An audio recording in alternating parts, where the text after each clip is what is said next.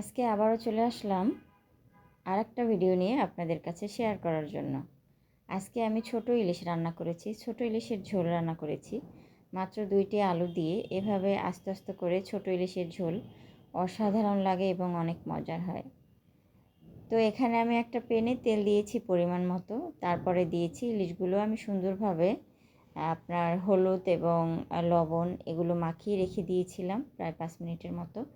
এরপরে আমি তেলের মধ্যে সুন্দর করে কড়া করে একটু ভেজে নিব। তো আমার এক পাশ হয়ে গেছে ভাজা, এখন আর এক পাশ ভাজবো। এভাবে আমি সুন্দর করে মাছগুলো এক এক করে ভেজে নিচ্ছি।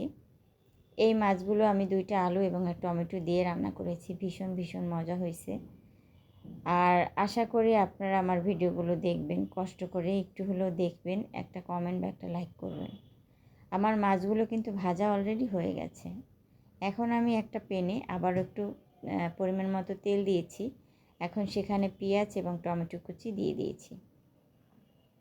ভালোভাবে একটু নেড়েচেড়ে নিব। আর এখন এই পর্যায়ে এসে আমি এখানে সামান্য লবণ অ্যাড করে দিব। কারণ হচ্ছে লবণটা দিলে দেখবেন আপনার যে পেঁয়াজ আর টমেটো এগুলো সফট হয়ে যাবে।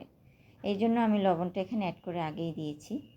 তারপরে একটু আদা রসুনের পেস্ট দিয়েছি, সেটা আমি ভিডিওতে উঠাতে পারিনি। এরপর আমি ভালোভাবে একটু কষিয়ে নিয়েছি। তার মধ্যে আমি দিয়ে দিয়েছি সেই 2টা আলু কেটেছি, সেই 2টো আলু দুটো দিয়ে ভালোভাবে আবারও একটু কষিয়ে নিয়েছি। কষিয়ে এখন আমি দিয়ে দিচ্ছি এখানে হলুদ এবং মরিচ। তারপরে এখানে অ্যাড করেছি সামান্য পানি। এখন আমি সুন্দরভাবে এখানে এটা কষিয়ে নেব। আপনার বেশি একটা কষানোর প্রয়োজন নাই, তেলটা বের হয়ে আসলেই কষানোটা হয়ে যাবে। আমি এখন জালটা একদম নিভা জালে দিয়েছি। নিভা জাল মোটামুটি জাল দিয়েছি, একদম হাই জালটা দেইনি। তো এখন এটা ভালোভাবে আমার কিন্তু দেখতেই পাইতেছেন কষানোটা প্রায় হয়ে গেছে, কারণ তেলটা বের হয়ে আসছে। তারপরও আমি তেল বের হয়ে আসার পরেও আমি এটা 1 মিনিটের মতো কষিয়েছি, যাতে মশলাটা থেকে ঘ্রাণ না আসে। এই পর্যায়ে আমি এখানে পানিটা অ্যাড করে দিব। পরিমাণ মতো এখানে পানি অ্যাড করে দিয়েছি।